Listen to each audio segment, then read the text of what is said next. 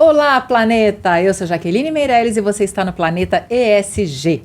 Se você gosta de carros, de automobilismo, gente, o assunto de hoje é para você. Bom, em primeiro lugar eu quero te pedir, curte o canal, dá lá o joinha se você gostar do assunto. É um assunto mais de meninos, né? Nem tanto de meninas. Então, e não vamos falar sobre futebol também. Mais uma vez, a historinha hoje é carro. Que gosta de carro, né? Você sabe que eu já corri de carro? Eu já corri de kart. Ainda bem que parou, né? Não, mas eu ia bem, viu, chefe? Eu ia muito bem. Hoje eu já não me arrisco mais, que eu tenho muito compromisso, tenho muita responsabilidade, não posso me acidentar. Mas eu sempre gostei muito de carro. Mas a gente está falando sobre ESG, e para falar sobre automóvel, eu acho que é um assunto assim muito relevante, porque a gente está falando também sobre combustão, a gente está falando sobre carbono zero, né, que é uma grande preocupação, camada de ozônio perfurada aí, o que a gente está jogando, né, os poluentes que a gente está jogando na atmosfera, então vai muito de combustível. Então acho que é muito importante a gente falar sobre automóveis. E o Roger, que está aqui hoje com a gente, ele é da Volkswagen, ele vai falar bastante sobre isso. Mas antes disso, eu volto a te pedir, se você gosta desse assunto, curte o canal, se inscreve, dá lá um joinha, depois você solta as perguntas que você quer e, inclusive, eu te peço, sugira outros assuntos também relacionados com ESG, que eu tenho o maior prazer em trazer aqui para você, tá bom? Roger, prazer enorme te receber aqui, muito obrigada. E eu queria que você se apresentasse, afinal de contas, você é um grande engenheiro, tem um posto muito importante dentro da Volkswagen, e eu queria que você falasse um pouquinho sobre o seu comprometimento com a sua área. Então, eu trabalho há muito tempo na indústria automobilística, né? Praticamente o tempo todo na Volkswagen, né? Comecei desde a época que a Volkswagen fazia uma joint venture com a Ford, que era a Autolatina. Por muitos anos trabalhei como engenheiro de motores e transmissões, né? E ultimamente, né, nos últimos anos, eu tenho me dedicado especificamente à parte dentro ainda da engenharia do produto, ou seja, de desenvolvimento do produto, mas a parte mais, vamos dizer assim, o E do ESG, né? Que é o ambiental, a parte ambiental, né? Então, o que aconteceu é que, recentemente, o tema de mudanças climáticas ficou tão importante dentro da indústria automobilística que dentro da área de engenharia do produto a gente criou uma área específica para o tema de emissão de gases relacionados às mudanças climáticas, né? Os gases de efeito estufa, né? O CO2, né? O famoso CO2 é o principal deles. Então eu me movimentei dentro da própria engenharia do produto, né? Hoje eu gerencio essa área, né? A gente chamou de área Way to Zero, né? Way to Zero, o caminho para zero, né?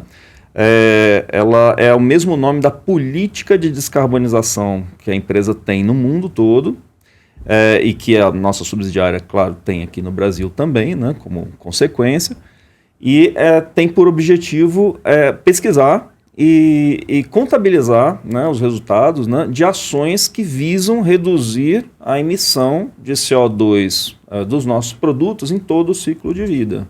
Né? Então essa é a minha função agora. Quando você fala descarbonização, explica em outras palavras para quem não entende do assunto o que seria isso. E falar um pouquinho sobre o CO2 e como ele é maléfico para a nossa camada de ozônio. Olha, muito boa pergunta. Eu tenho essa dúvida, inclusive, dentro da empresa, mas com muita frequência. Primeira coisa que a gente tem que nos alinharmos, né, é que CO2, diferente do que muita gente pensa, não é poluente, pelo menos não é considerado por nós poluente. O CO2 é o gás que a gente expira na nossa própria respiração. E que as plantas absorvem e soltam oxigênio. Exatamente. Ok. Né? Então, assim, o CO2, nas condições que nós temos na atmosfera hoje, mesmo depois de anos e anos de industrialização, em que estamos colocando gigatoneladas, ou seja, bilhões de toneladas todos os anos na atmosfera, mesmo assim, a concentração de CO2 na atmosfera, ela está muito, mas muito distante de ser uma concentração que vá nos fazer mal. Okay. Né? Nós temos então que separar o que é poluente do que é CO2, né? Tá. Poluente é quando você emite no veículo gases tóxicos, tipo monóxido de carbono, que em vez de ser CO2 é CO, é C1O1, né? É uma molécula. É um átomo de carbono, um átomo de oxigênio. Essa molécula ela é muito mais perigosa para a saúde do que o CO2, né? Material particulado, essa fumaça que sai, por exemplo, às vezes dos motores diesel, não, dos caminhões que estão mal regulados, não, sai uma fumaça, aquilo é material particulado, né? Óxido de nitrogênio, tudo isso são poluentes. Esses poluentes, eles são emitidos normalmente por causa de passeio em quantidades muito pequenininhas hoje em dia, mas muito pequenas, né? Só que eles têm uma característica de serem locais. Eles ficam na rua ou na altura dos prédios, na altura dos postes onde eles foram emitidos.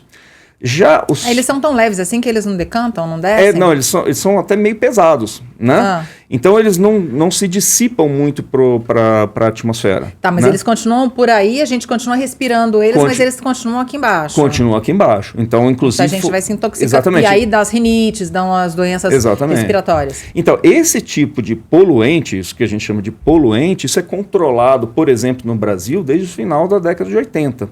Né, pelo Ministério do Meio Ambiente, através do IBAMA, né, que coloca limites de emissão desses poluentes nos carros, são os famosos PROCONV, né, desde 1988. Né? Eram aqueles testes que a gente tinha que parar o carro para poder fazer, para saber se ele estava emitindo poluentes ou se ele estava dentro das conformidades. Isso, exatamente. Esse é o carro era o teste que tinha, né, que o cliente levava o carro normalmente lá. Mas nós, produtores de carro, para homologarmos um carro e ganharmos a licença de comercialização desse carro, a gente precisava ter uma licença ambiental. A gente precisa ainda ter uma licença ambiental. Okay. E para isso a gente precisa demonstrar para a autoridade ambiental que aquele carro está atendendo os limites de emissões de poluentes. Até hoje é assim. Mas e por que hoje você não precisa mais ficar fazendo essa verificação no carro? Não, isso não é que...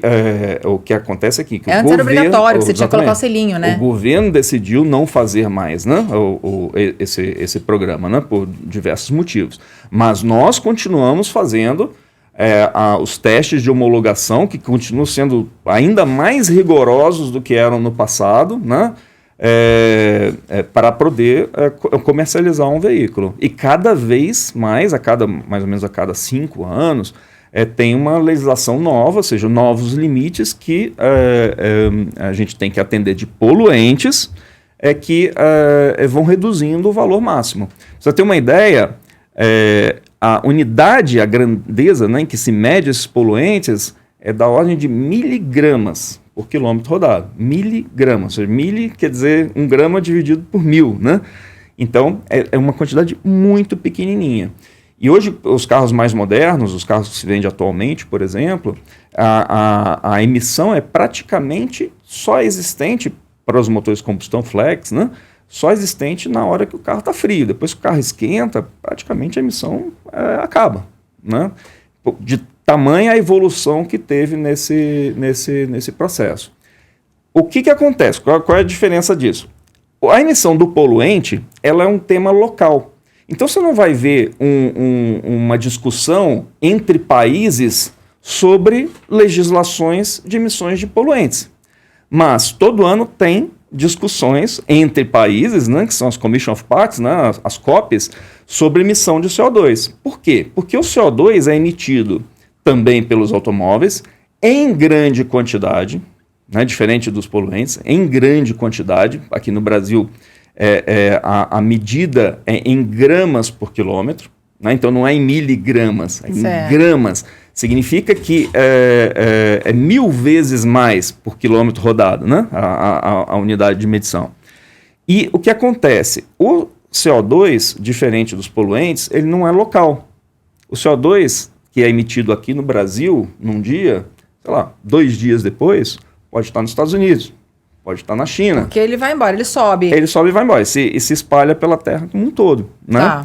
Então, existe uma preocupação global com o CO2 em todo o ciclo de vida, por exemplo, do veículo. Você pode falar de qualquer coisa, mas do veículo é um dos vamos dizer assim, importantes emissores de CO2. Então, assim, se, por exemplo, eu produzo um veículo num local e uso o veículo no outro, e eu quero contabilizar o CO2 emitido por esse veículo como um todo no ciclo de vida, pouco importa se esse veículo foi produzido no país A, mas está sendo usado no país B.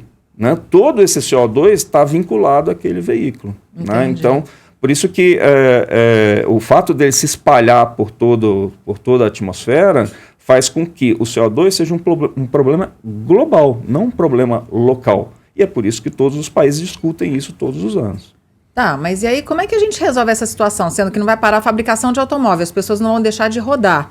E aí o CO2 ele continua sendo emitido na atmosfera. Aí é o CO2 que rompe a camada de ozônio? Não. Então, o que rompe a camada de ozônio, que foi um problema do século passado, né?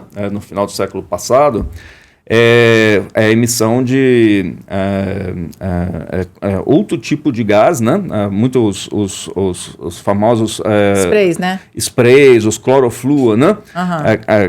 Clorofluorcarbono, que gases, por exemplo, que na época eram utilizados para sistemas de ar-condicionado, geladeira, essas coisas.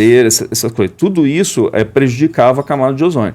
Então, foi feito um trabalho na época, né? Muito forte, inclusive nos carros, para substituir esses compostos, os próprios desodorantes e tudo mais, de forma que o efeito de nós termos um buraco na camada de ozônio hoje já é uma preocupação mais ou menos dominada. Né? Você não ouve falar tanto mais disso. Né? É porque isso daí acaba interferindo, né, na qualidade do sol, que incide sobre a atmosfera, né, e também o aquecimento, né, do próprio planeta. Então tem uma série de coisas aí que envolve isso, não tem não? Então Jaqueline, o que a gente precisa sempre diferenciar, a camada de ozônio tinha um risco.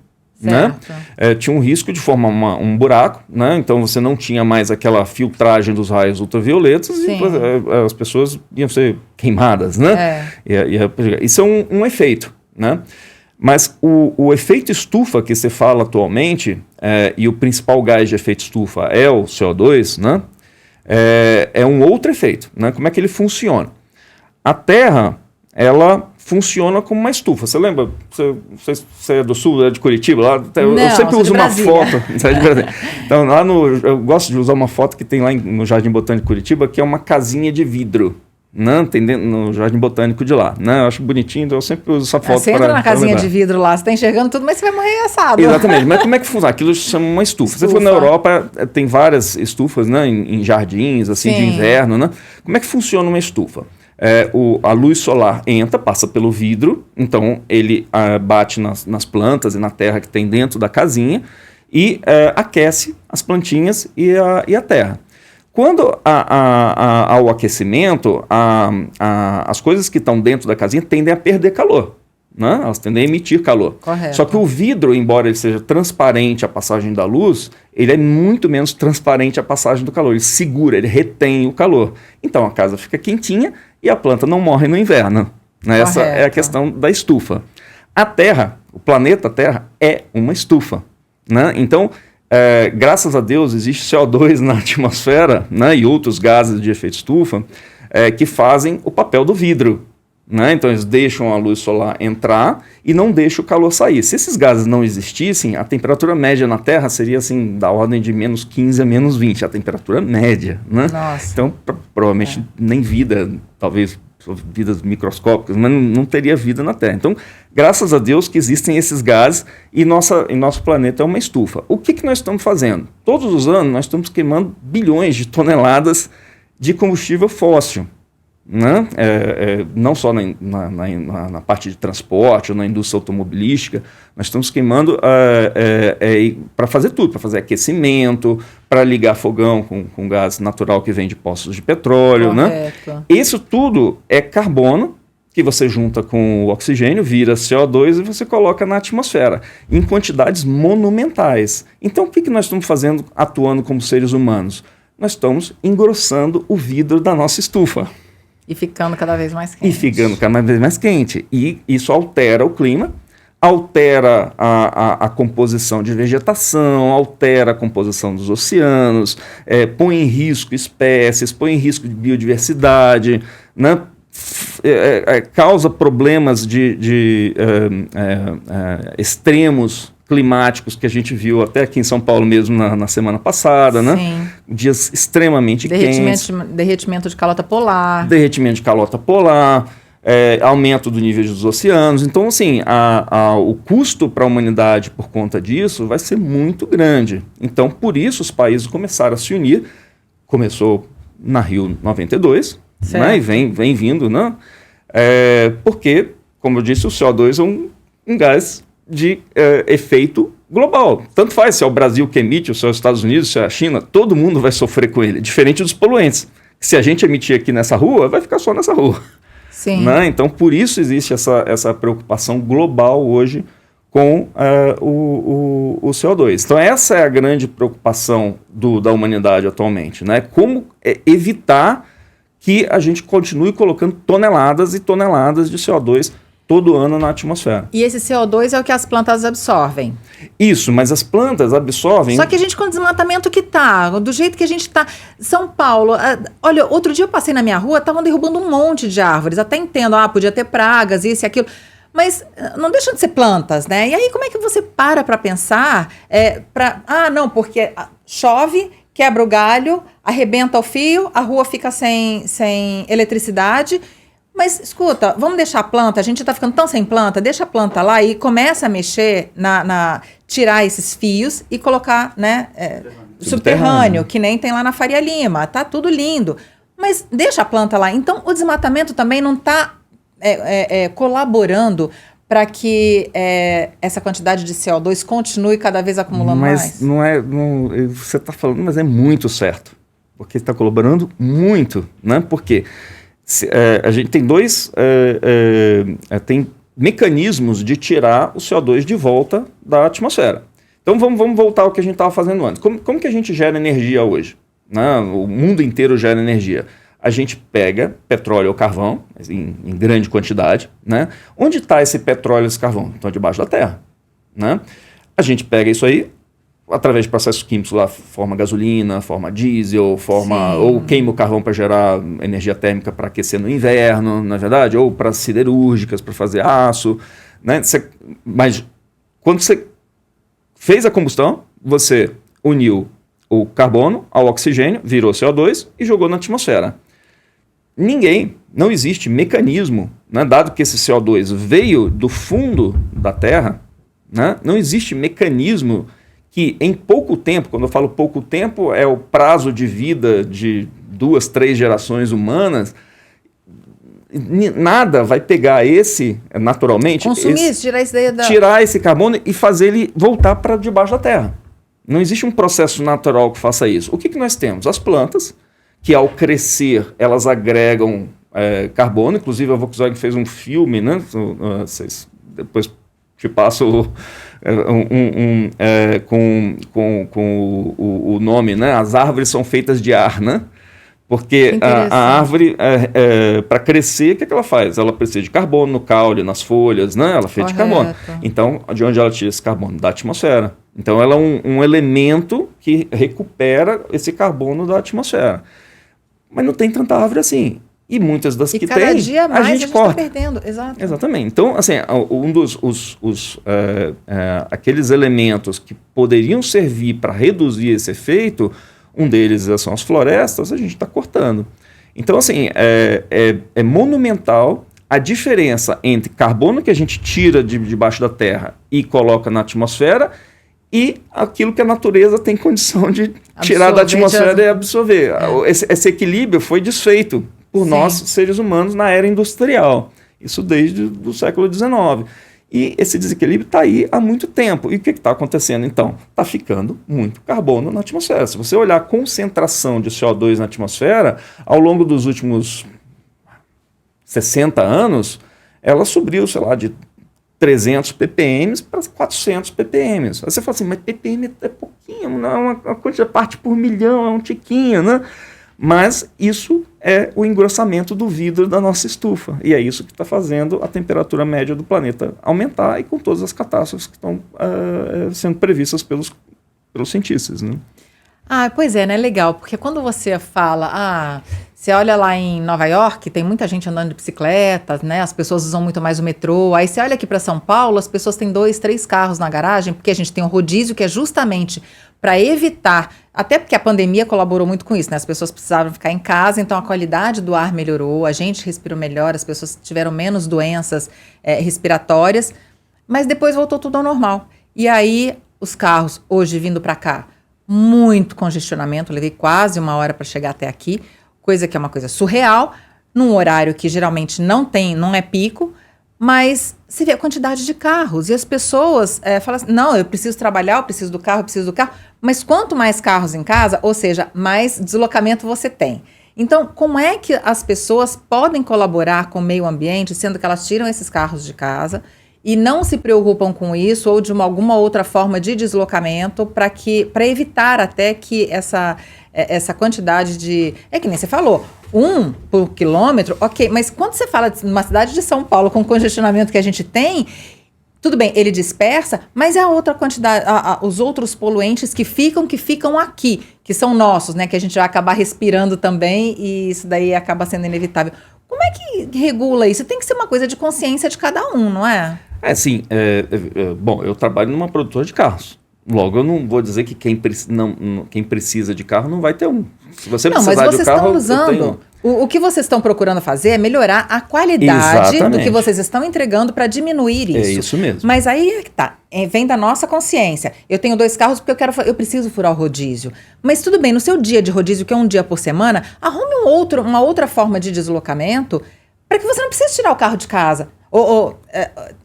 Porque são 2 períodos só, entende? Então eu acho que vai muito da consciência de cada um para colaborar com o meio ambiente. Sim, sim. Como é que você desdobra isso em São Paulo? De qualquer forma é o seguinte, em São Paulo que precisa ter uma linha, né, de transporte público, metrô, decente, mais eficiente, né? Se você olhar os jornais de manhã, sempre, né, tem problemas nós estamos com problemas de quebra de trens, né, de gente esperando nas estações. Aquilo incentiva as pessoas a tirarem os carros da garagem e andarem. Então, assim, eu parto do pressuposto de que quem usa carro é porque precisa, né, porque não tem realmente outra opção. Então, o que a indústria automobilística tem que fazer? O que a Volkswagen está tentando fazer? A gente entrou num compromisso desde 2019, né, dada a questão das mudanças climáticas, nós entramos num compromisso, foi assumido um compromisso global, nós fomos a primeira montadora a fazer isso, a assumir o que se chama de Acordo de Paris, é um acordo que foi feito em 2015, né, então é normalmente um acordo assinado por países, né, a Volkswagen adotou esse acordo e se comprometeu, né, com ela mesma, sem nenhuma lei, sem nenhuma legislação, se comprometeu publicamente que em todo o grupo Volkswagen a gente faria o nosso negócio com emissão neutra de carbono. O que é emissão neutra de carbono? É o seguinte, toda a emissão de carbono que a gente fizer, por exemplo, nos nossos carros, de alguma forma ela vai estar sendo compensada. Como né? assim? Vamos explicar para o pessoal que não entende. Porque tudo isso que você está falando... tem muita gente que não entende. O que você está aqui justamente é para tirar essa interrogação. O que é isso? Então, vamos explicar. Então, olha só. Se você roda com o seu carro... Vamos usar hoje um exemplo que é típico do Brasil, né? Nós iniciamos em 2003, né? A minha empresa, a Volkswagen, iniciou com o veículo Flex no Brasil, né? O veículo Flex cresceu imensamente, todas as montadoras adotaram essa tecnologia e hoje, assim, mais de 80% da frota existente e mais de 85% dos carros novos que todo dia chegam na rua são com essa tecnologia. Então, quando você tem um carro flex, você pode escolher o combustível que você vai utilizar. Correto. Então você tem quando você para no posto hoje, você tem 2 opções. Ou você abastece com gasolina ou você abastece com etanol. Né? Correto. Então, uma forma que você tem, se você quer utilizar o seu carro flex, né? Você não tem a opção de ir de bicicleta. Né? Você lembra, a gasolina é um combustível fóssil, ela veio do petróleo. Então lembra, ela veio de debaixo da terra. Sim. Uma vez que você faça a queima daquele combustível, ele vai para a atmosfera e não tem mais nenhum mecanismo natural que vai colocar aquele CO2 de volta no fundo da oceano, Terra, não é verdade? Agora, se você escolheu o etanol veio de uma planta. Então, ele veio, por exemplo, no caso do Brasil, provavelmente de cana-de-açúcar. Correto. Né?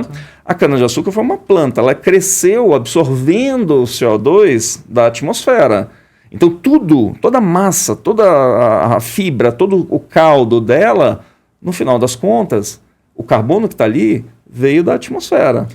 Então é ecologicamente correto. Exatamente. Quando a gente queimar aquilo, né, usando o veículo, o que vai acontecer? A próxima planta, na próxima safra que vai crescer, ela vai absorver exatamente a mesma quantidade que você emitiu no seu escapamento. Que interessante. Ela vai, e aí seria o carbono zero. E aí seria o carbono zero. Por que a gente não diz que o etanol é exatamente um carbono zero? Ele tem ainda um resíduo. Por quê? Porque na operação de fornecimento de etanol aos postos, você usa meios que não usam o etanol. Por exemplo, o caminhão que transporta o etanol até o poço, geralmente é diesel. É diesel. E diesel vem do petróleo. A máquina colheitadeira, né, que faz a colheita... Gente, vocês estão entendendo o quanto é importante você usar o álcool, o etanol, para colocar no seu carro? Se você tem um carro que é a gasolina, troca, porque a gente vai ajudar o meio ambiente. Vocês estão entendendo que existe aí um ciclo, né,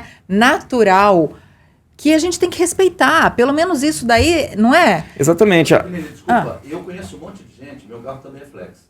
Eu conheço um monte de gente que, apesar de ter um carro flex, o cara coloca a gasolina porque ele fala que economiza mais, coisa e tal. E eu falo, eu mesmo gastando mais, eu uso o álcool exatamente por esse motivo. Porque eu sei que ele agride menos a natureza. Mas então falta a consciência, não é só ter o carro não, porque tem cara que já tem o carro flex. Está falando que 80% da frota já é flex. Exatamente. Gasolina. Exatamente. A gente percebe que mesmo quando o preço do etanol é compensador em custo por quilômetro rodado, isso é bastante frequente em São Paulo, em regiões do Paraná, do Mato Grosso.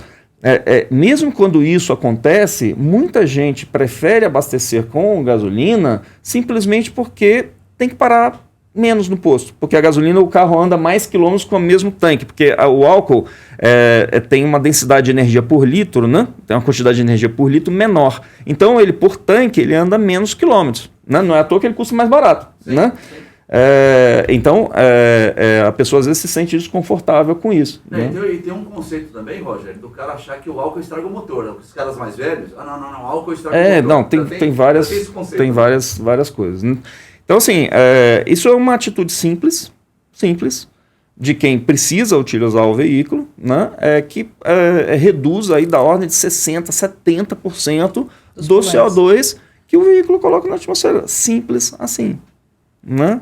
Podia, né, ser só etanol, né? Não ter carro flex mais. Exatamente, etanol. Mas deveria ter vamos dizer assim, uma conscientização. Por que apareceu o carro flex? Porque antigamente, quando eu era criança, eu era adolescente, existia carro a etanol. Na verdade, meu pai tinha um carro a etanol. Então, por que apareceu o carro flex? Porque não existia segurança de fornecimento do etanol. Né? Tinha hora que às vezes faltava etanol nos postos, a gente ficava na fila, né? Parava o carro. Então, por isso que a Volkswagen, na época, colocou, para acabar com esse negócio, colocou uma tecnologia que podia usar os dois combustíveis. Né? Mas hoje o que tem que ser feito? Uma conscientização tipo essa, de que a gente não tem mais só o efeito econômico para considerar, a gente tem um efeito também ecológico. Correto. Né? Para tentar ajudar isso, o ano passado a gente lançou um aplicativo que você pode baixar no rádio do carro, né? Ele chama Abasteça Consciente. Você baixa ele, né? E ele, quando você para no posto, você pode ir no touch do rádio, né? E colocar o preço dos dois combustíveis. Ele vai calcular para aquele número de chassi que você está rodando naquele momento, ele vai calcular o que é melhor financeiramente, em custo por quilômetro, se é o etanol ou se é a gasolina. E aí ele vai colocar embaixo da tela, né? Porque em cima ele está dando o critério financeiro. Correto. Embaixo da tela, ele vai colocar o critério ecológico. Ele vai te dar a quantidade de CO2 que você está emitindo se você escolher a gasolina. Olha, e se você escolher etanol. A responsabilidade aí é Exatamente. pessoal, né? Aí você tem duas telas, né? E a pessoa, então, decide ali pelo que ela quer. Né? E o gás natural? Então, o gás natural... Quando a gente fala gás natural, ele é ele é de origem fóssil. Também. Também. Ele vem dos poços de petróleo. Então, o gás natural também, ao ser queimado, por exemplo, no fogão, ou em qualquer aquecimento, no chuveiro, no combustível de automóvel. ou no combustível de automóvel, ele vai para a atmosfera e é a mesma coisa. Ele não tem um processo natural que faça o CO2 voltar a ser gás natural. Então, né? ecologicamente correto seria só o etanol mesmo. Sim. O que tem hoje, né, que é muito interessante, o Brasil deveria explorar isso muito, né, que é uma coisa muito parecida com gás natural que chama biometano. Eu já ouvi falar. Né? O biometano, ele praticamente é 1 para 1 com gás natural em termos de característica de combustível. Então você pode usar ou gás natural no seu carro ou biometano. Você pode usar no seu chuveiro, gás natural, praticamente a mesma coisa em termos de composição. Só que o biometano, ele vem de processos, como o nome fala, né? Biológicos. Então, por exemplo, hoje grandes produtores de biometano no Brasil são as próprias usinas produtoras de etanol. É um subproduto do etanol, é o biometano. Entendi. Né? Então, a Volkswagen, por exemplo, ela está com um programa para substituir o gás natural que é usado, por exemplo, nas operações de fábrica, né? Como fonte de energia, da própria fábrica, da montagem do veículo, da pintura do veículo, substituir isso por biometano que vem de onde? De empresas de etanol. Né?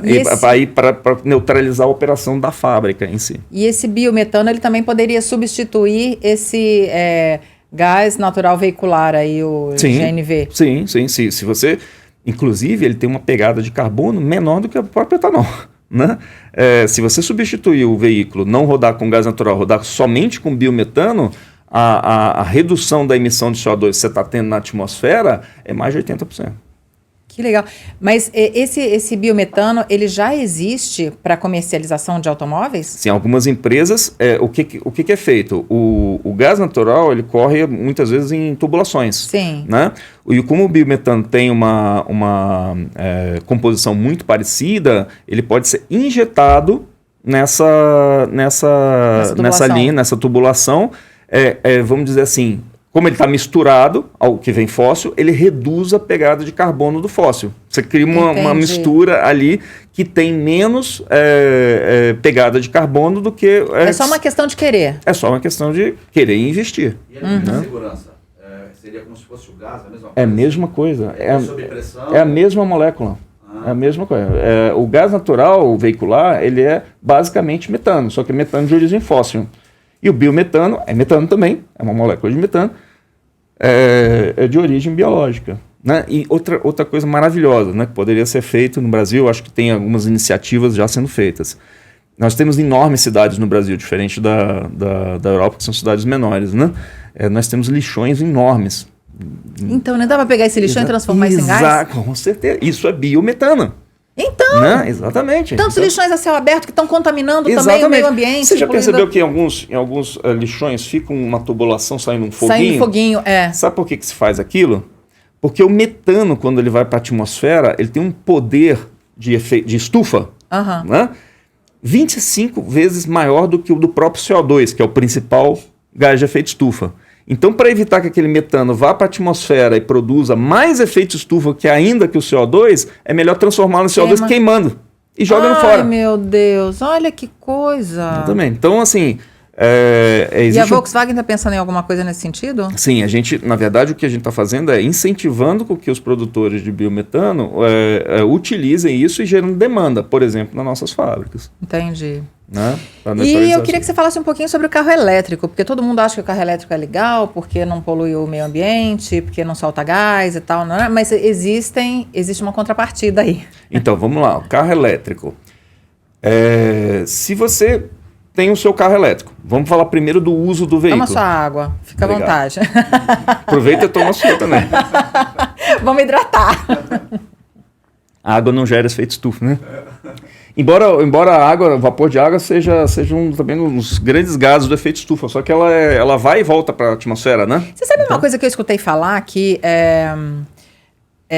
não vai rir, gente, por favor, não dá risada, mas eu ouvi falar. A flatulência da vaca, do boi, contamina demais o meio ambiente. Por quê? Metano. Metano. O pum da vaca basicamente... É tóxico. É metano. É metano. Exatamente. E aquilo vai para a atmosfera, então o metano tem um poder de efeito estufa, de engrossar o vidro da nossa estufa, 25 vezes, mais ou menos, né? 25 vezes maior do que o do CO2, se eu me lembro bem. Né? Então, é um poderoso gás de efeito estufa. Então, a vaca em si, né? O arroto, o pum, né? Faz bem quando você tem enormes rebanhos como você tem no Brasil. Tá, e aí ela só produz esse pum porque é o que ela come. Exato. E se ela come ração, ela produz o mesmo gás que pasto? Sua pergunta é maravilhosa, muito boa. O metano, ele é biológico, porque afinal ela comeu capim. Não é verdade? A questão é que o metano, ele tem um poder de efeito estufa tão grande que mesmo sendo de origem biológica, ele produz efeito estufa. A melhor coisa seria botar um queimador no bumbum da vaca, né? Para transformar esse metano em CO2. Exatamente. Para que se reduzisse a pegada. É o mesmo efeito do lixão. E a ração? Exatamente. A ração não diminuiria? Exatamente. Então existem, se você for pesquisar, existem pesquisas, né, sobre tipos de ração que diminuem a emissão de arroto e de pum no gado. Né? Isso os ambientalistas e o pessoal da Pode área ser até que encareça, mas só que para você produzir um pasto de qualidade para um gado, muito provavelmente pode sair, eu não entendo, não saberia o custo disso, mas para você ter, tudo bem, fala assim, deixa crescer que capim cresce, aí depois o gado vai lá e come e tal, mas é bem aquela, bom, eu não como bichinho, tá? Então aí eu fico morrendo de dó do bichinho que tá ali se alimentando para virar comidinha. Eu fico pensando, se de repente, para cuidar do meio ambiente, não seria melhor você tratar esses animais com uma ração específica para que eles tivessem lá a qualidade de vida deles, mesmo que fossem se transformar em alimento depois, né, o ciclo da vida, a cadeia alimentar e tal, mas cuidar do meio ambiente. Exatamente. Porque aí você diminuiria essa condição de um maior número de metano. Com certeza, eu concordo plenamente. Como pessoa, assim, eu não sou da área agrícola, né? Então eu não tenho como dizer o que é melhor ou o que é pior, mas eu concordo plenamente com você. Ecologicamente hoje, seria o ideal. O jeito que o Brasil, me falaram, né? Que o Brasil produz a sua carne, né? O Brasil é um grande produtor, exportador de carne, é da ordem de uma vaca por campo de futebol, né? Você tem um campo de futebol para cada vaca, né? Ou para cada boi. De consumo. De espaço, de espalhamento, né? Então você ocupa áreas muito grandes para pouco rebanho. E a emissão daquele rebanho vai toda para a atmosfera. Se você fizesse produções mais confinadas, você salvaria essa área para a agricultura. Que é até para plantios de árvores, para poder recuperar. Até plantio de árvores, ou plantio de etanol, ou plantio cana, de né? Seja lá exatamente. Para poder recuperar. E aí você produziria a mesma quantidade de carne numa área menor, recolhendo os gases que esses animais produzem. E as fezes que eles depositam também transformam. Viraria em metano. Né? De forma controlada, poderia ser uma usina de biometano. Tem gente, tem produtores rurais. Existe saída, só não existe boa vontade. Iniciativa, falta de informação, talvez até às vezes tenha informação, mas precisa mexer. Tecnologia, educação e regulamentação. Né? A educação faz a tecnologia. Né? E a educação também faz uma boa regulamentação, para que incentive indústrias, empresas e pequenos produtores a fazer a coisa certa para o meio ambiente. Mas para isso tem que ter a educação e tem que ter a regulamentação correta. Jaqueline, eu conheci uma fazenda em Uberaba que eles pegavam os dejetos dos porcos. Então, na verdade, onde criava o porco tinha uma queda. E aquilo ali, cada período jogava uma água que ia para um tanque, que ele era fechado, aquilo para recolhimento de gás metano. Exatamente. Se você olhar essas produções, você vai ver uma lona inchada, parece uma bola de soprar. Sim. Aquilo é tudo biogás. Aquele biogás é metano misturado com CO2. Para virar biometano, na especificação veicular, por exemplo, você tem que fazer uma purificação daquilo. Ele faz uma purificação. E aí, por exemplo, se for para uso veicular, tem gente que nem limpa, usa ali na fazenda mesmo, né? Mas se for para uso veicular mesmo, você faz uma limpeza, uma filtragem, retira o CO2 e injeta na linha de Roger, passagem. para pensar. Quanto dinheiro esses fazendeiros podem transformar isso, né? Essa informação pode se transformar em dinheiro para investimento dentro da própria fazenda. É uma questão de conscientização mesmo. Sim, porque, sim, de repente, eles estão deixando de ganhar dinheiro com uma coisa, até com uma produção, seja lá de metano, através ou das fezes, ou, né, daqueles dejetos dos animais. Enfim, é uma questão de... Não vou deixar céu aberto, eu vou recolher isso daqui, eu comercializo e isso daí vai virar mais uma fonte de renda para mim. Não é coerente isso? Isso não poderia ser assim? Tanto é coerente que grandes empresas já vão nessa direção. Eu tomo, por exemplo, porque a gente conversou bastante com indústrias de etanol. Né? E as grandes indústrias de etanol, as mais eficientes, se você olhar o sistema de produção deles, eles usam tudo da cana-de-açúcar. Tudo. Né? Então, por exemplo, eles precisam de energia para fazer o processo de destilação. Depois que fermentou, né? Correto. Você vai produzir uma cachaça, né? É um processo parecido com a cachaça. Então, vai a fermentação, né? E depois da fermentação, você tem ali etanol misturado com água. Então, para separar o etanol da água, você precisa destilar, né? Certo. Porque aí o etanol sai primeiro do que a água, né? E aí você consegue separar. Para você fazer destilação, você precisa de energia, né? Eles não compram essa energia. Essa energia vem da própria empresa deles, onde eles, por exemplo, queimam folhagem e bagaço para gerar energia. para gerar energia. Então, E o excesso dessa energia, eles transformam em energia elétrica e vende para a rede elétrica do Brasil. Não é à toa que, se eu não me engano, 9% da nossa energia elétrica vem de cana-de-açúcar. você vê que incrível? É incrível. Tudo é reciclável, tudo é mutável. A gente só não aproveita, a gente só não recicla. Mas você está vendo, Jaqueline, como o Brasil é rico nesse assunto de energias verdes e energias renováveis? Porque nós somos um país agrícola, nós somos um país extremamente bio. Né?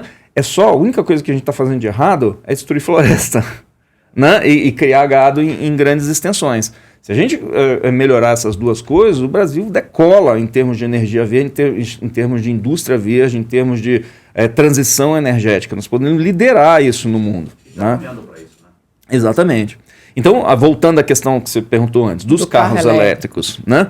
Além da gente ter todas essas vantagens do ponto de vista agrícola, a geração da energia elétrica no Brasil ela é extremamente verde, comparado com outros lugares. De onde vem a energia elétrica do Brasil?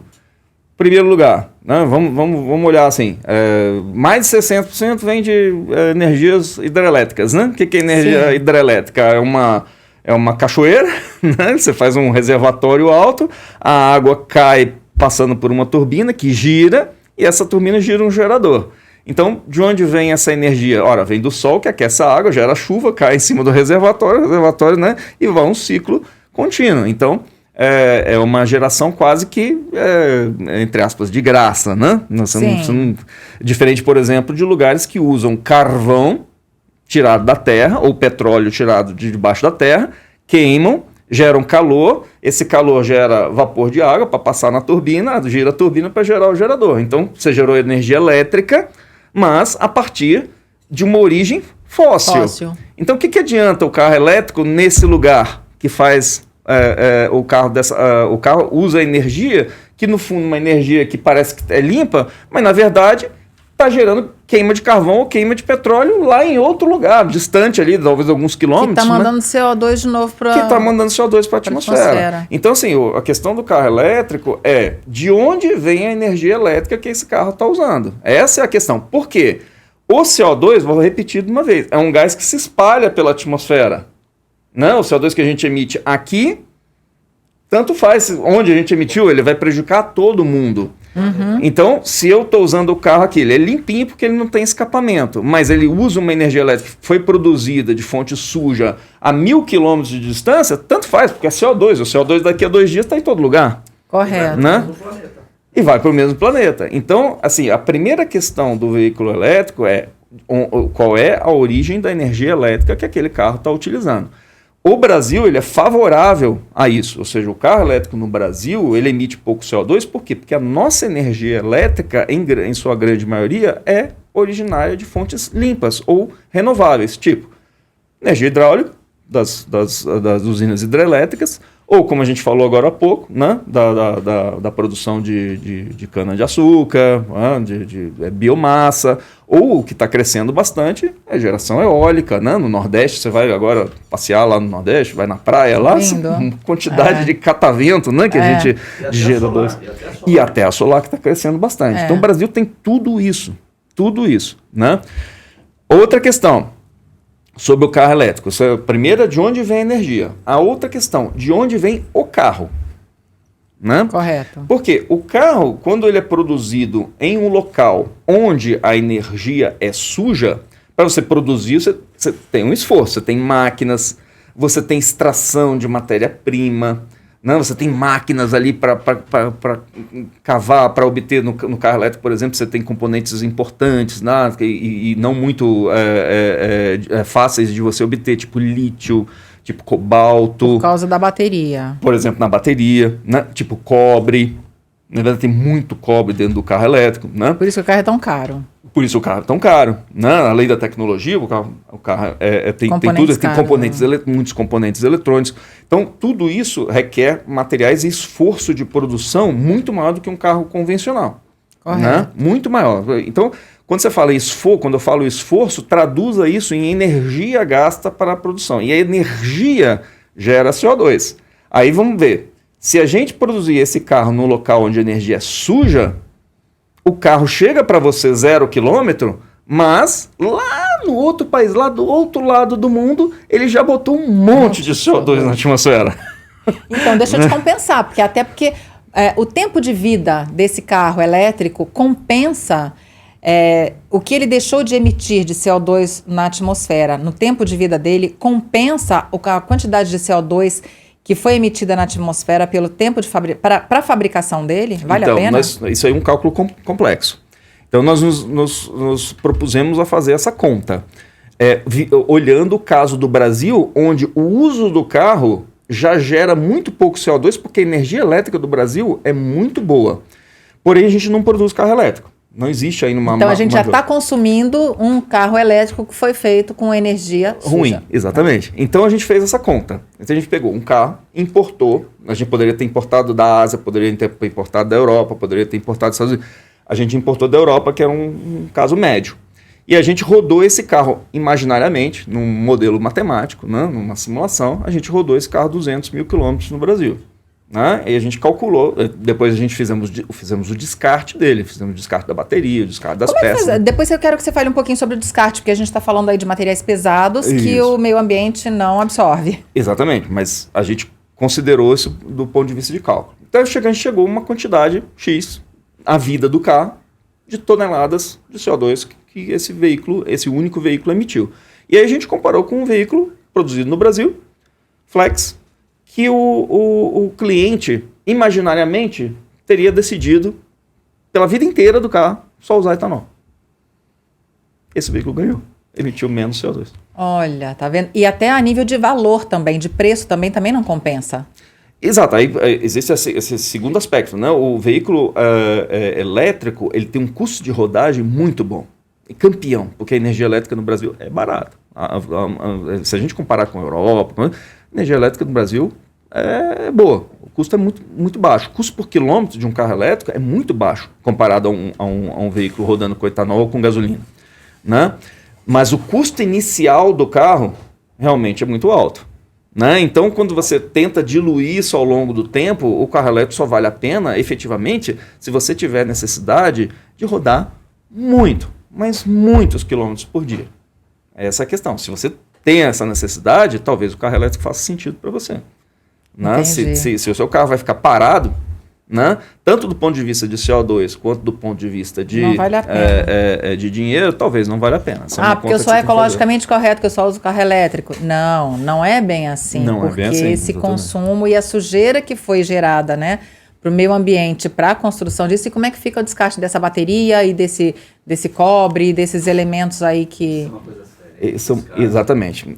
Se a gente aumentar muito, né, a gente acredita que na Volkswagen que existe mercado para carros elétricos, não no Brasil, não por causa da questão de CO2, mas por causa do gosto que as pessoas podem vir a ter pelo carro elétrico ou pela necessidade de rodar muito e o custo por quilômetro ser baixo, né? Então, se o volume desse mercado crescer, realmente nós vamos ter um problema de como descartar esse carro depois que esse carro terminar a vida dele, né? Então, existem sistemas de reuso de bateria sendo estudados, né? Existem empresas hoje estudando como desmontar, por exemplo, os componentes do carro e reaproveitar os materiais, né? Existem técnicas tanto físicas quanto químicas para separar os materiais novamente e colocá-los novamente num sistema chamado economia circular, né? Colocar novamente para gerar outros produtos, ou mesmo outras baterias, ou outros produtos que usam aqueles reciclagem, né? O reuso da... reuso, mas a reciclagem em si é uma ciência, né? Porque a reciclagem precisa de muita pesquisa para que ela se torne economicamente viável. Imagina que você gaste dinheiro, né? Para ter um processo, você tem que ter uma empresa para pegar as baterias, fazer a logística reversa, né? Sim. Desmontá-las, separar, depois alguns elementos tem que ser separação química ou separação física, e depois distribuir isso para quem for comprar os materiais. Isso também gera muito dinheiro, e aí precisa de uma mão de obra específica para poder fazer isso, e um investimento muito grande. Então, até que ponto vale a pena mexer com um produto que a princípio deveria ter como é que fala?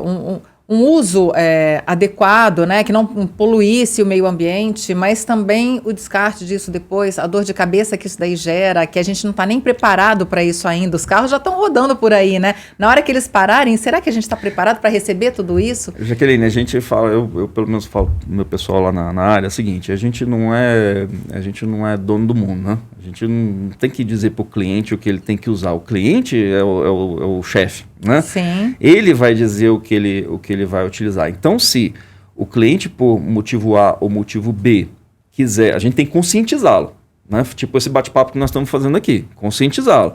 Se você gosta muito de um carro elétrico, você pode gostar do carro elétrico não porque ele não emite poluente ou não emite CO2 pelo escapamento, que nem escapamento tem, né? Você pode gostar do carro elétrico porque ele tem torque, né? Porque ele tem um formato legal, porque ele tem um desempenho bacana, porque ele tem custo de rodagem baixo. Você pode ter outros motivos para querer um carro elétrico. Então, o desafio nosso é que, se esse mercado vier a despontar realmente por esses motivos, a gente tem que arrumar tecnologias para que esse veículo caia na mão do consumidor sem impacto ambiental. Beleza, e o carro híbrido? Mesma coisa. Mesma coisa. O carro híbrido, ele melhora a eficiência com que você usa a energia do combustível, né? Então, se você tem um carro híbrido flex, mas você resolveu abastecer ele com gasolina, você provavelmente está emitindo mais CO2 do que um carro velho dos anos 70 movido a etanol, né?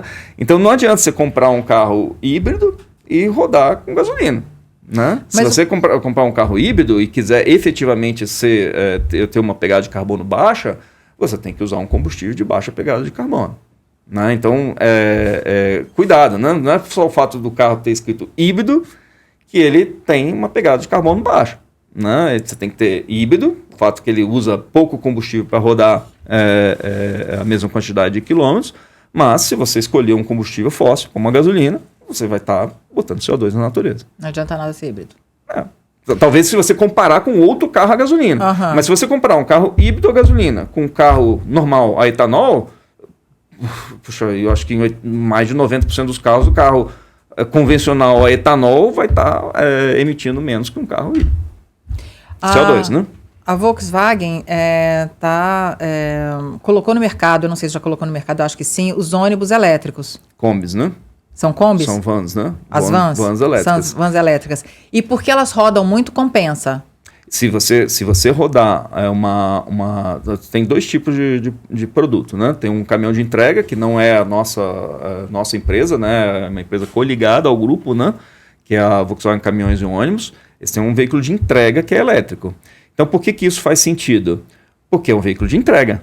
Então, ele está dentro da cidade, ele tem infraestrutura de carregamento e ele roda o tempo todo, porque está sempre fazendo entrega. Então, ele roda quilômetros e quilômetros todo dia, né? Está dentro da cidade. Então, a emissão de poluentes, não estou falando de CO2, poluentes, é zero. Então, esse tipo de uso parece lógico para um veículo elétrico. Veículos urbanos que rodam o tempo todo, né? E que em grandes centros que usariam, por exemplo, diesel para fazer esse trabalho. Entendi. Né? Então, esse caso, eu acho que o uso do carro elétrico é favorável. Né? Você tem um diesel e tem um elétrico.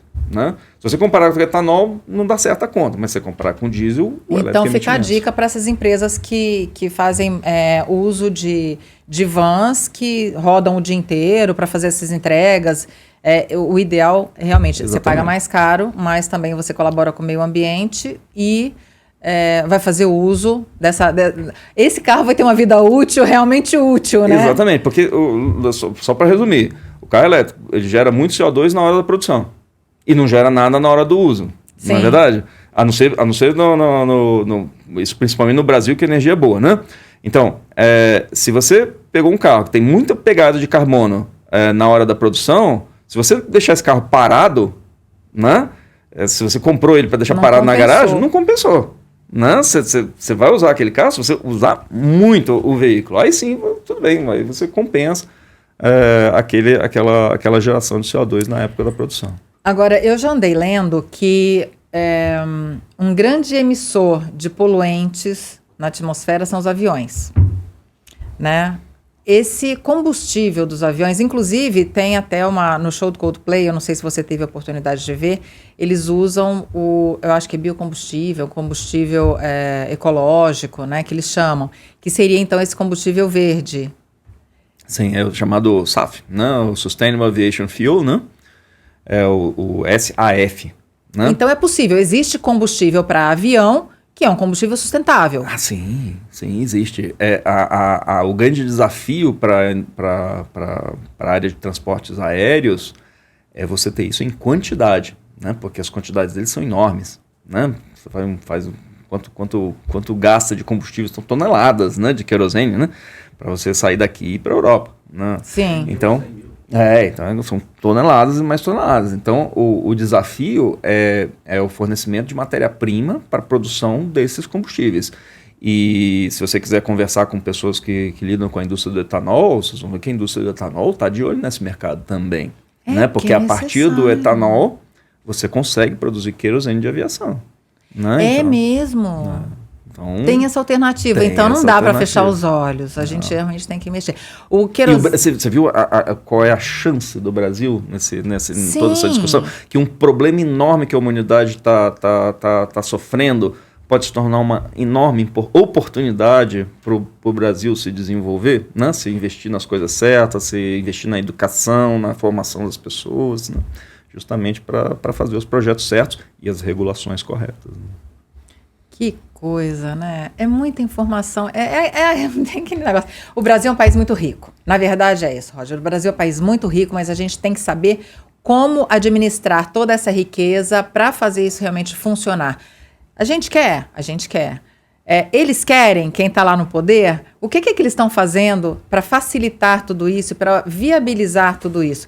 É uma incógnita, né? Aí a gente tem que ver o que o governo pode fazer e o interesse que tem em tudo isso. Tem boas iniciativas, né, acontecendo, né? Tem pessoas interessadas no assunto, claro, no governo. Então hoje, se você for pesquisar, tem o projeto de lei do combustível do futuro, né, que visa incentivar esse tipo de transição energética para os combustíveis verdes, né?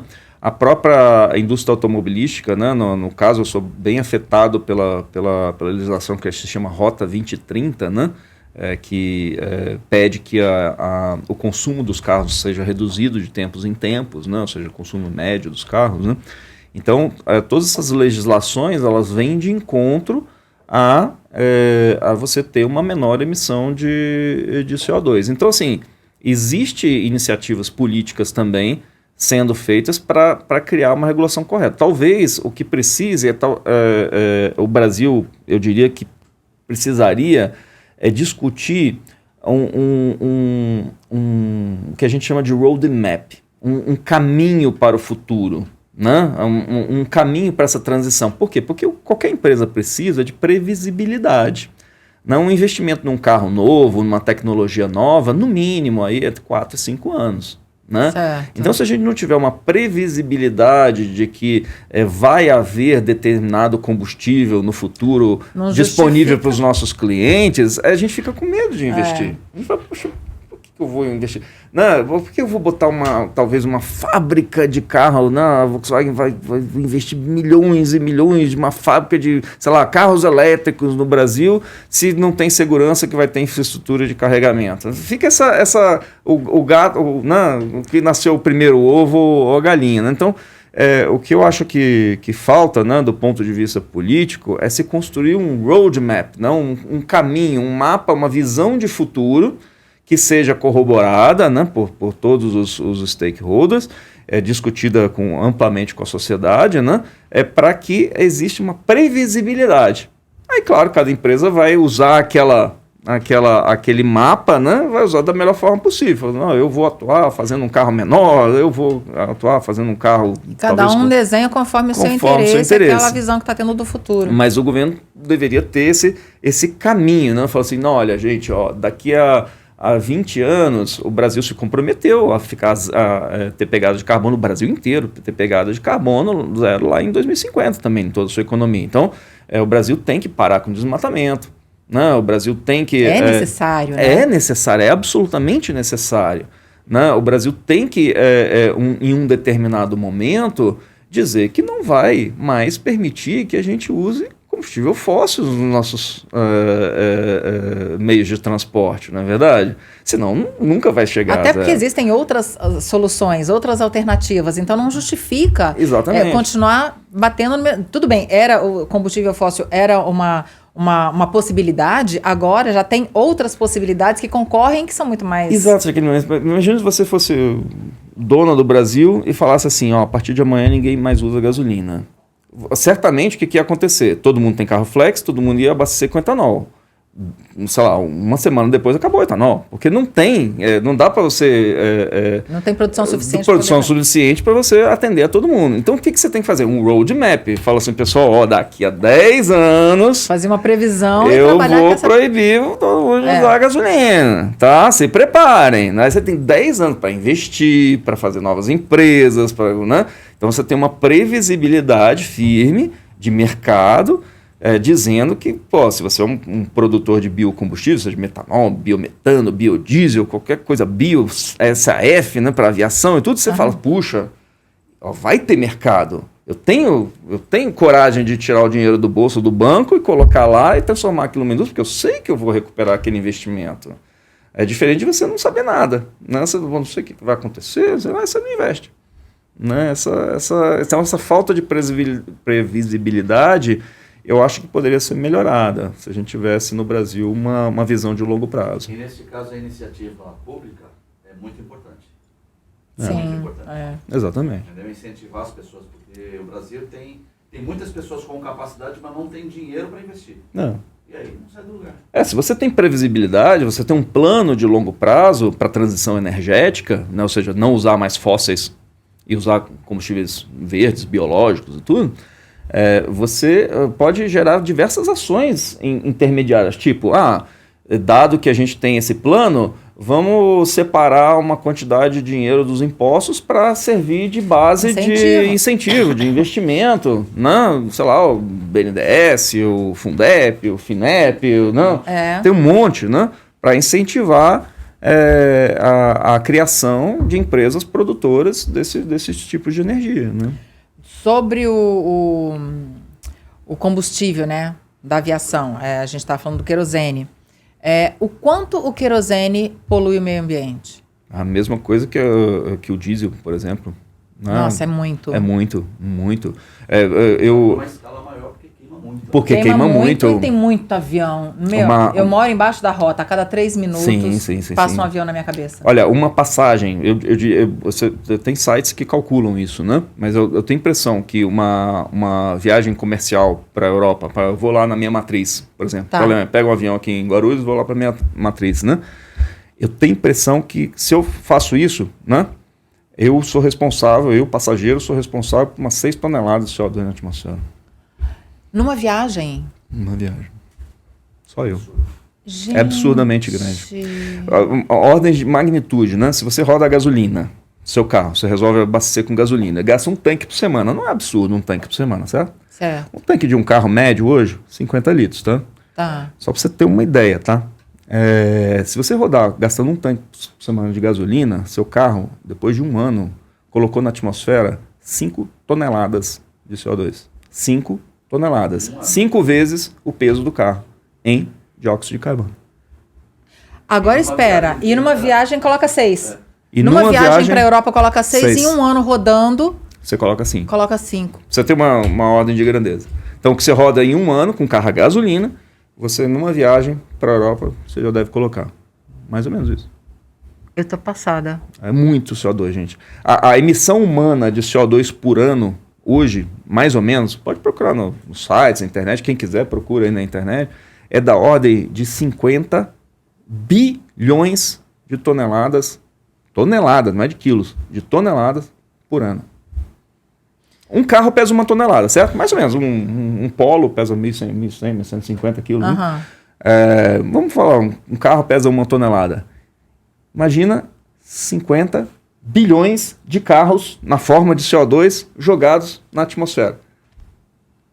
É para ter efeito estufa, não é? Mas é óbvio, até porque a gente não tem nem plantinha para poder trazer tudo isso de volta. Coitadinha das plantinhas. A gente vai ter que transformar a cidade inteira numa floresta para colher isso tudo de volta. Tem que reduzir. Né? Por isso que a gente fala que a compensação de carbono que é oferecida aí em muitos negócios, ela é uma solução legal, né? Desde que não haja corrupção. Né? Efetivamente, quando você compra... É a tal da compra de carbono, né? Exatamente. Por exemplo, numa passagem aérea, às vezes a companhia te oferece. Se você gostaria de compensar as emissões de carbono desse voo, dessa sua passagem... Como é que faz isso? Então, como é que faz isso? Você paga... Né? E teoricamente, né? Ou seja, se não houver nenhuma corrupção, espero que não, a empresa pega esse dinheiro e entrega para uma empresa que faz alguma coisa que recolhe o carbono da atmosfera. Normalmente é plantar. Entendi. E cuidar daquela árvore por muitos anos. Porque a árvore ela só recolhe o carbono enquanto cresce. Depois que ela fica adulta, aí ela não aí ela respira igual a gente.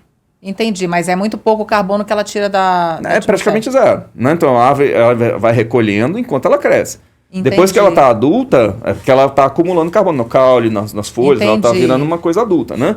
Quando ela fica adulta, o que ela faz? Ela de noite ela exala o CO2 e de dia ela faz a fotossíntese. Né? Então ela substitui as folhas. O ideal para plantar, então, seria uma árvore que demorasse muito para crescer. E que tenha muita massa. Né? Por exemplo, então tem árvores específicas que seriam ideal para fazer essa absorção. Sim. Existe um valor médio. Se você procurar na internet, na literatura, você vai ver que mais ou menos uma árvore da Mata Atlântica, aqui é a nossa região, né? Uma árvore média, tem várias espécies, né? Mas uma árvore média, não sou agrônomo, não sou da área florestal, né? Eu li isso, como qualquer um pode ler. Sim. Uma árvore, ao longo de 20 anos, absorve 7 toneladas.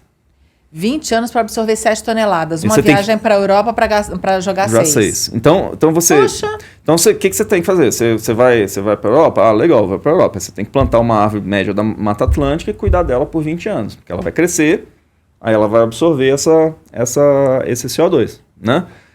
Tem que plantar muita cana-de-açúcar para fazer combustível verde. Exatamente. Então, assim, é inviável você fazer compensação de todos esses bilhões de toneladas de carbono que a humanidade está colocando. Não dá tempo. Exatamente. Então, por isso a pressa que os governos estão tendo em fazer com que empresas, que as próprias pessoas reduzam a sua pegada de carbono, porque não dá tempo de compensar. Gente, uma aula, hein? O que vocês acham disso? Só para acrescentar, o etanol tira-se da cana-de-açúcar, do milho e da batata doce, tá? É mesmo? Se vocês quiserem mais sobre esse assunto, procuro também a Unicamp, né? Tem um projeto na Unicamp, se eu não me engano, com a Shell e com o Senai, Cimatec, coordenado por um professor aqui da Unicamp, para extrair etanol de uma planta chamada agave. Você já conhece? Não pode falar. Agave é uma planta que nasce em regiões secas e pode nascer lá no Nordeste, por isso que eles estão pesquisando. É a planta que faz sisal, pessoal. Ah, sim. Que faz cordas de sisal e tudo mais. Ela tem grande potencial de produção de etanol. E ela planta, por que sabe-se isso? Porque é a planta que os mexicanos fazem tequila. Entendi. Né? E tem um projeto brasileiro aqui da Unicamp para que essa planta também seja uma fonte produtora de etanol. Né? Então para você ver o potencial que existe no Brasil, né, sobre esse assunto. Né? O Brasil, você tem razão, o Brasil é muito rico, só que não sabe aproveitar. Precisa de mentes inteligentes para poder saber transformar tudo isso daqui. E essas mentes são feitas pela educação. Então, acho que a nossa grande tarefa é a educação. Né? Na hora que a gente realmente investir seriamente na educação, vão aparecer diversas mentes, né, para aproveitar toda essa riqueza que essa terra tem. Né? Roger, eu não sei como agradecer toda essa informação, todo esse conhecimento que você distribuiu aqui agora, que você jogou aqui na atmosfera. Realmente, assim, eu tô muito impactada positivamente com tudo que eu escutei. Eu acho sim, eu vou te fazer uma pergunta e depois eu comento. Você acha que até 2030, esse panorama, lógico, a gente sabe que não vai dar tempo, e você já falou que até 2050 existe essa programação para se diminuir muito essa quantidade de CO2 através de todo o trabalho que está sendo feito aqui embaixo. Mas como a gente está falando da Agenda 2030, né, e essa data foi colocada lá atrás, mas só que até agora tem muita coisa que ainda está engatinhando, como é que você acredita que a indústria automobilística vai se comportar? O que ela vai responder, o que ela vai entregar até 2030? Olha, a indústria automobilística deve aumentar a quantidade aumentar a eficiência dos carros por tecnologia, né? Ou seja, colocando sistemas eletrificados nos carros. Quando eu falo eletrificado, não quer dizer o veículo a bateria. Tá. O eletrificado significa, por exemplo, você falou aí, híbridos, né? Onde você combina motor a combustão com motor elétrico para uma maior eficiência. O que é maior eficiência? Você rodar mais quilômetros com menos combustível, certo? Se você gastou menos combustível, você emitiu menos CO2. Mas tem que diminuir também o valor do carro, né? Porque os carros híbridos também eles são caros. São caríssimos. Então, para isso tem que ter volume. A gente tem vontade, mas não tem condição. Exatamente. Mas qual é o grande problema e o grande desafio que tem que ser vencido? É a localização dessas tecnologias. Essas tecnologias existem, mas nós temos que aprender a produzir internamente. Então, toda a nossa cadeia de fornecedores, eles têm que, né, se torcer para conseguir produzir isso localmente, porque produzindo localmente, além de reduzir a pegada de carbono das peças, né, porque a nossa energia é mais limpa, vai nos dar emprego, é ESG, né? Né? Vai nos dar emprego, vai ter uma questão social aí e vai diminuir o custo dos veículos. Esse é um caminho que tem que ser trilhado pela indústria. Por outro lado, nós temos que incentivar ao máximo que os consumidores e conscientizá-los ao máximo. Não é à toa que eu não pestanejei estar aqui hoje. Né? Obrigada.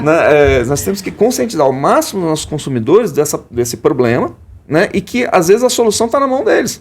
Porque eu posso fazer um carro flex, mas a decisão de que qual combustível vai usar não é minha, é a sua, como cliente, na verdade. Então, o que a gente tem que fazer, além de melhorar a eficiência dos carros, é incentivar que o consumidor utilize o combustível de menor pegada de carbono.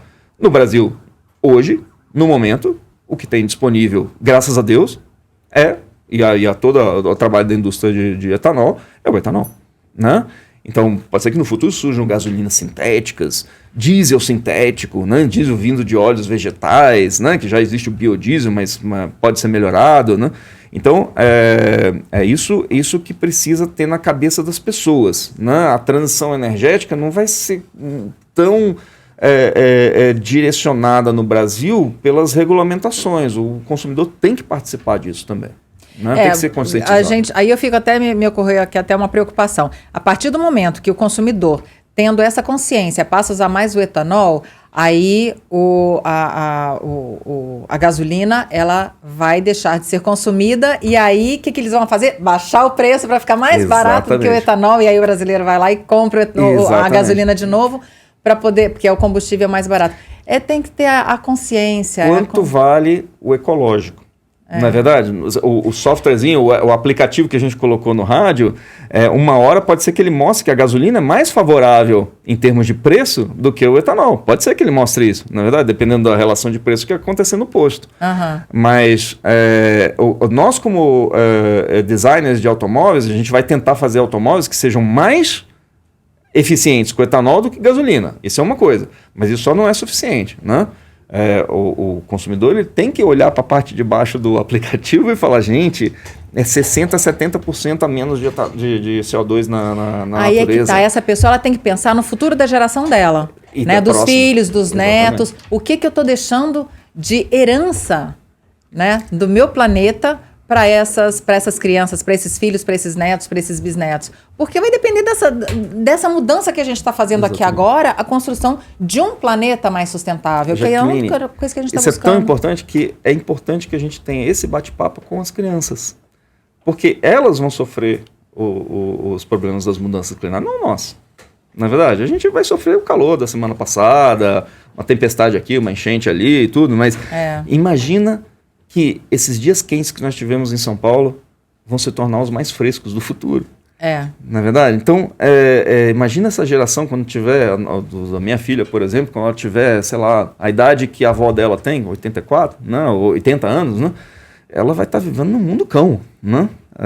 É uma situação inconcebível para nós hoje, né? E isso não só do efeito climático, mas da biodiversidade, falta de peixe, falta de alimentação, convulsões sociais por causa de migrações, imagina, né?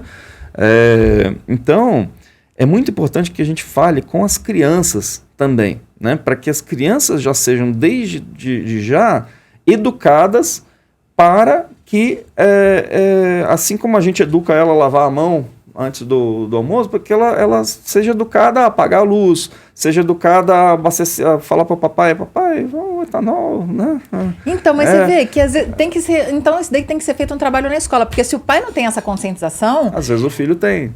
Aí a criança tem que ter, porque Exatamente. Dentro da escola a criança acaba chamando a atenção do pai ou da mãe dentro de casa dos exemplos bons que ela acaba recebendo, né? Porque às vezes o pai não tem essa consciência.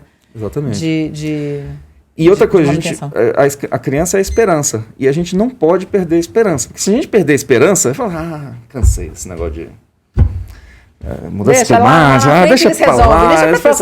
Se a gente fizer isso, o acúmulo de CO2 na atmosfera é um acúmulo. Não tem como tirar, na verdade. Pelo menos não tem técnicas baratas para você tirar. Então, sempre que a gente cai naquele descrédito e respira, fala, deixa isso para lá. Mais toneladas de CO2 foram para a atmosfera. Então a gente tem que brigar dia a dia, né? Nós estamos talvez no maior desafio da humanidade, né? Que a humanidade já teve, né? Então a gente sabe que tem soluções. Tem soluções, né? A gente foi premiado, como os seres humanos, nós somos premiados com a existência do petróleo, né? Então, né? Eu vejo pessoas falando isso, né? O petróleo, poxa, tá ali, é uma fonte de energia que tirou, usou, não é verdade? E a fonte de energia verde, não. Você tem que ter estudo, tem que ter tecnologia para você fazer uma placa solar. É difícil, né? Você tem que, não é um negócio para fazer aquele catavento, é muita tecnologia, tem que estudar muito aerodinâmica, a parte elétrica e tudo, não é pegar a energia do ar e tá pronta, não é igual o petróleo, né? O petróleo foi muito fácil, então a humanidade tem que aprender a sobreviver sem essa energia. Tem jeito? Claro que tem jeito, mas tem que querer e tem que ter educação, assim. Eu tô louca, assim, eu tô preocupada com o nosso horário, mas... Oi? Eu queria perguntar mais uma coisa, mas então eu não vou poder. Fica pra próxima entrevista. Ô, Roger, eu vou te falar que... Não, mas eu vou perguntar, rapidinho, você me responde rapidinho. Energia solar, a gente já tem ar-condicionado com energia solar, a gente tem placas de energia solar. Não dá para fazer um carro com energia solar? Não com as placas solares atuais. Não, mas com uma tecnologia para captar energia solar para fazer um carro movimentar. Isso Não, daí existe? O que dá para fazer assim, é você ter uma fazenda solar, né, de grande área, né, para que você gere energia que possa alimentar um veículo. Isso sim. Mas o carro em si, com a área do carro é muito pequena, a área do teto e tudo é muito pequena para coletar a energia necessária para o carro se movimentar. Entendi. Esse é o problema. Eu, por exemplo, já tive um carro da Volkswagen, né? Um Passat, há muito tempo atrás, que você sabe o teto solar? Uhum. Ele era uma placa solar. Então, quando eu entrava no carro, o ventilador já estava girando, sem gastar nada. Por quê? Para que o ar-condicionado, na hora que eu ligasse o carro, o ar-condicionado tivesse menos esforço para refrigerar o carro. Entendi. Então, já é uma ideia que há muito tempo já usada, né?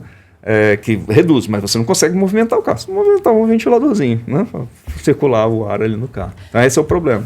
Olha, como lembrança e como agradecimento pela sua presença aqui, eu trouxe para você, eu estou fazendo velas, tá? Velas aromáticas e decorativas, mas ela é ecológica, tá? Eu usei um fogãozinho elétrico, porque é nosso, mas é uma vela. Então, acenda, que perfume a sua vida. Muito obrigada, gratidão. E, pessoal... Manda um abraço ao Rogério Oliveira. Ah, legal. Sim, um abraço grande e... Sim, e obrigada. Oi, tudo bem? Você resolveu aparecer? Resolveu vir trabalhar, né? Importante, né? De vez em quando, né? De vez em quando é bom aparecer. Eu vim só pra te ver. Ai, muito obrigada, chefinho. Você ficou com ciúmes, né, chefão? Gente, tô aqui muito feliz. Olha, o Roger, ele trouxe muita informação para a gente realmente escolher, saber fazer essa triagem, né, do que a gente quer. E o que ele trouxe também dentro dessas informações foi muita educação, muito esclarecimento e muita responsabilidade, porque eu sempre falo, quanto mais conhecimento, maior a responsabilidade. Então não dá para falar, não sei, não fiquei sabendo, nunca ouvi falar. Se você gosta desse tema, se você gosta de automóveis, se você gosta de sustentabilidade, se você gosta do meio ambiente, se você gosta de tudo que está sendo falado aqui, compartilha esse vídeo, compartilha esse canal. O Planeta ESG, ele vem para trazer informação e para fazer essa provocação para a sociedade. O que é melhor para o nosso futuro? O que nós estamos fazendo com o nosso planeta? Então, tudo que você puder fazer, tudo que eu puder fazer, tudo que o Roger puder fazer, Volkswagen, Wagner, Alê, todo mundo, nós estamos fazendo a nossa parte. Então, faça você a sua também. Seja uma pessoa sustentável para que a gente possa fazer a diferença nesse nosso planeta. Tá bom? Peço aqui para vocês deixarem aí o joinha, o like, se inscrever no canal, compartilhar esse conteúdo. Para nós é muito importante. Um beijo e até semana que vem.